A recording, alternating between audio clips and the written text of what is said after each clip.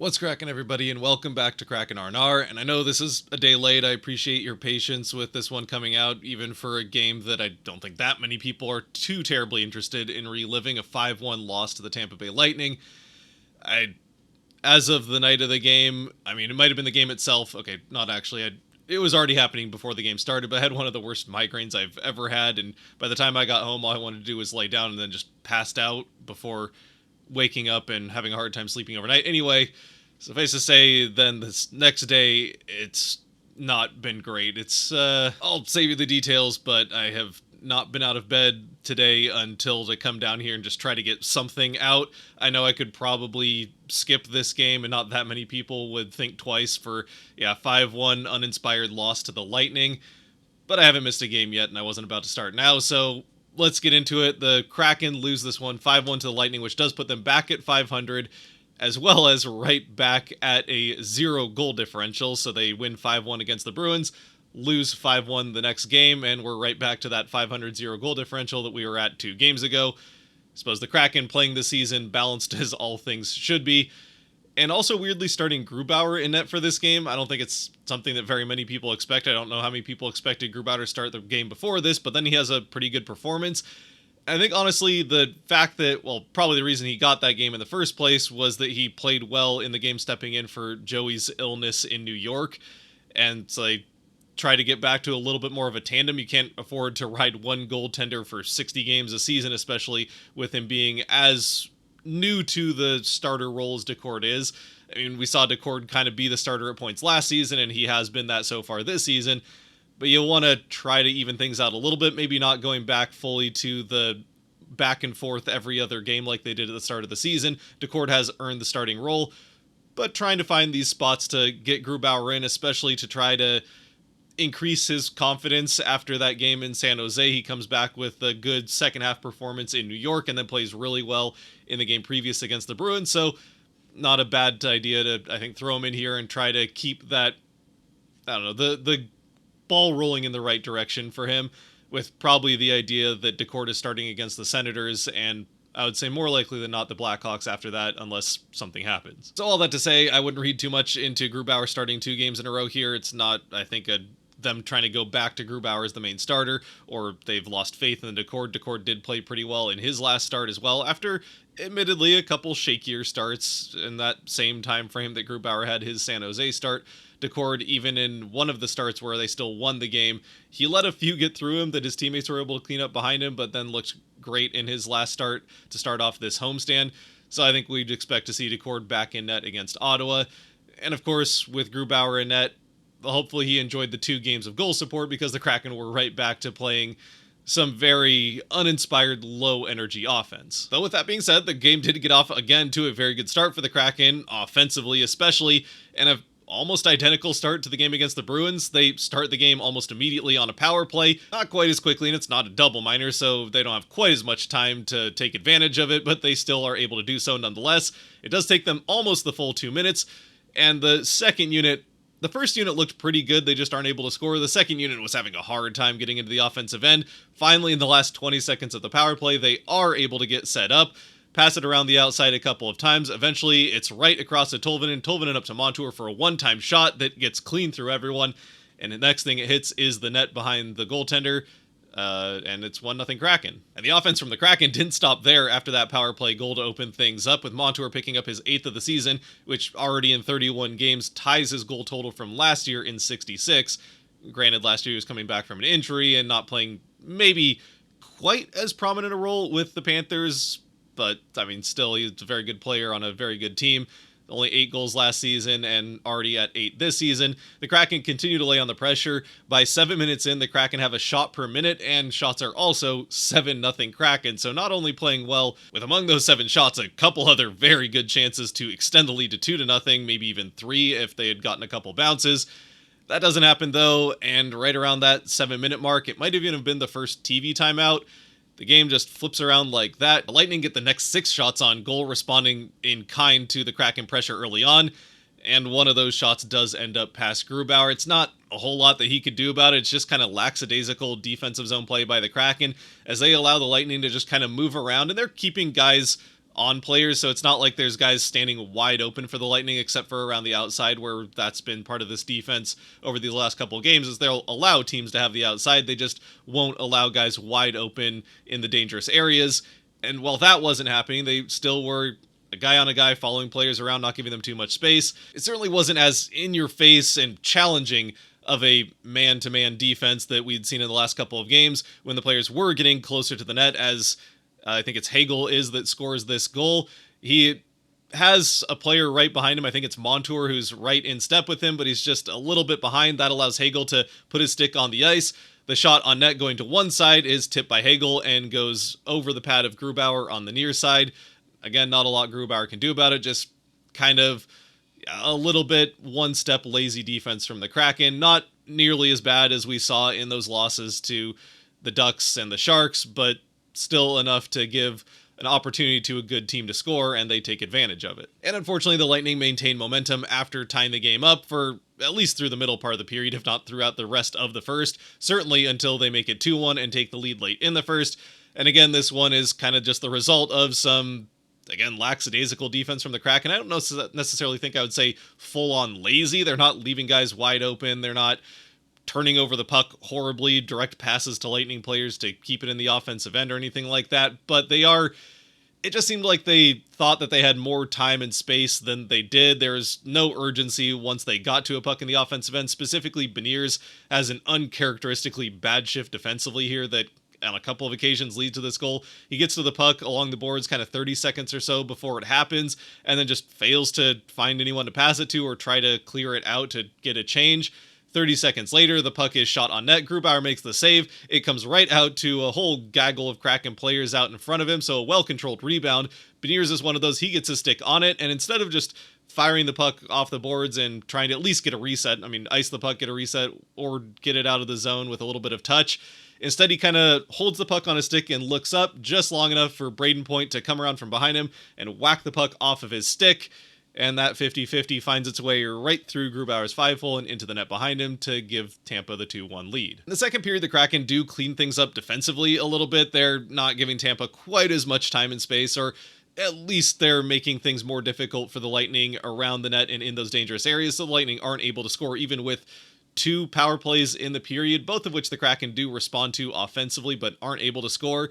The problem in the second period was that the Kraken just, and this is kind of the problem throughout the rest of the game, unable to get anything going offensively. The transition game just wasn't there in the same way that it has been over this last stretch through the road trip and the first couple of games of the homestand. And even once they got into the offensive end, they were having a hard time getting anything to the middle. Trying to get some net front pressure, they were able to actually get a fair number of chances on net, just not consistently enough to make it count. Nevertheless, we do go to the third period with the same 2-1 score that we went into the second with. The Lightning, though, will get their third chance on the power play, and, well, I mean, first of all, it's a power play that probably should have never happened, as there was a horribly obvious missed hooking call against the that would have gone against the Lightning, putting the Kraken on the power plays. The Kraken had one of their few chances with control to start out the third period in the offensive end. I can't remember who had the puck for the Kraken, but an obvious hook breaks that up. And then before you know it, as the Lightning are going back the other way, that's where the Kraken get called for the penalty. The Lightning to this power play, and like I said, they are able to score on it. It's not terribly dissimilar from how Dunn scored on, I can't remember if that was a power play goal or just towards the end of a power play, but in the game against the Bruins, this one's a little bit more of a baseball swing than a badminton, like whacking the puck out of the air. Either way, it's a puck that is, again, a 50-50. I think it's Borgen's stick, or I think it was Borgen. Either way, it's one of the Kraken defensemen's stick that kind of collides on a shot on net from the slot. So once again, it right in his face, able to prevent a dangerous chance from going on net. It still goes up in the air, gets next to the net, and is whacked out of the air before Grubauer has a chance to reach out to grab it into the net to make it 3-1 Lightning. From there, although the Kraken do press back better in this third period than they certainly did in the second, and for most of the first period, other than the very start and a bit there at the end, they still aren't really able to get much of anything terribly dangerous. A couple more that they get towards the net, but it's contested opportunities by the Lightning, who have started to lock things down defensively with that 3-1 lead.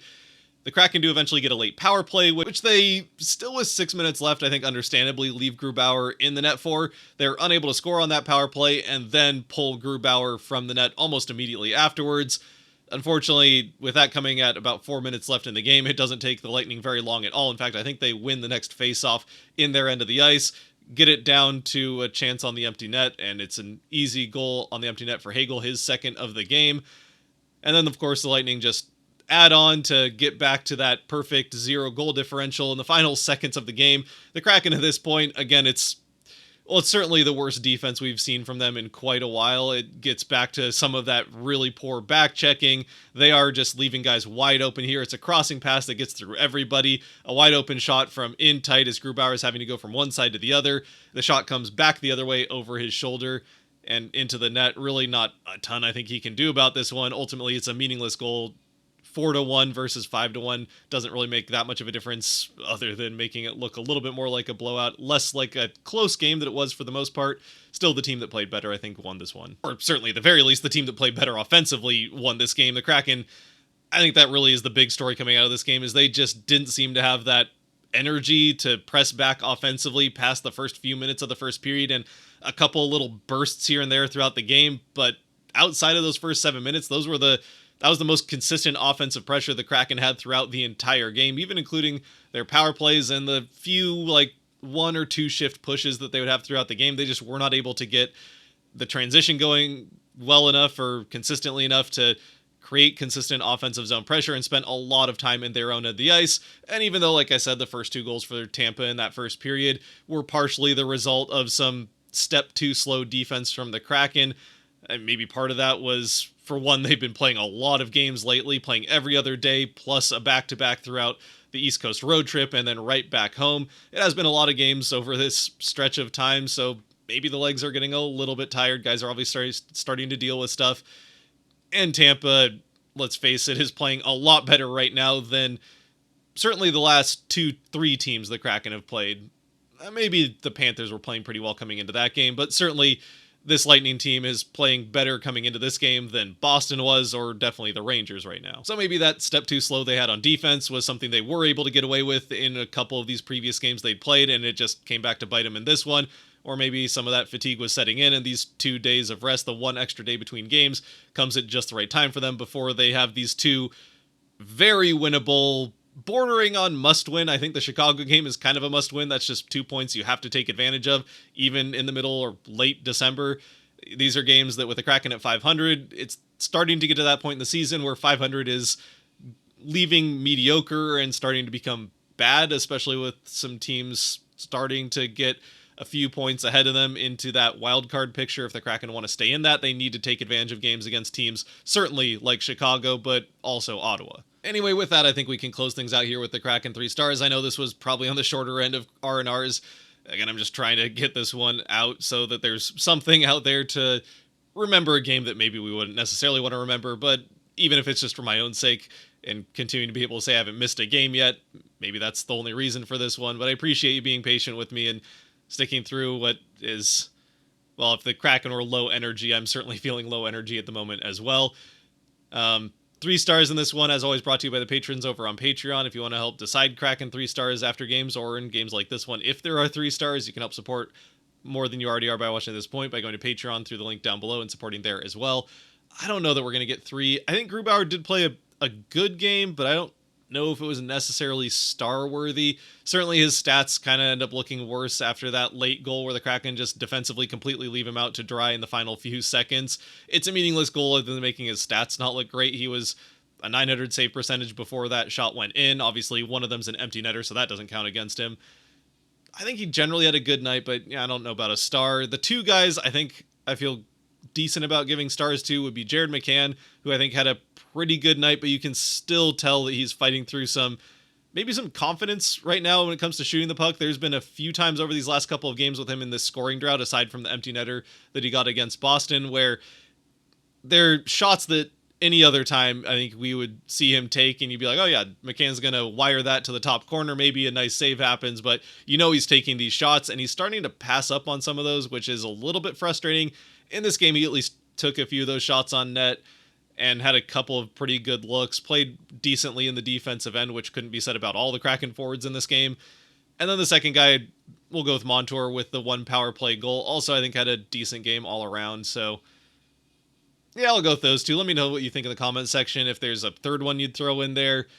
Otherwise, maybe if you would have fewer stars, have no stars. I don't know that it was a game that I feel like the Kraken played poorly enough. It was a pretty close game throughout the majority of it. The Kraken, after, kind of being a step slow on defense for those first two goals, really did lock things down defensively for the majority of the rest of the game until the final few seconds where it didn't really matter. And then the power play goal, that's just a nice hands-eye coordination play and kind of a fluky bounce.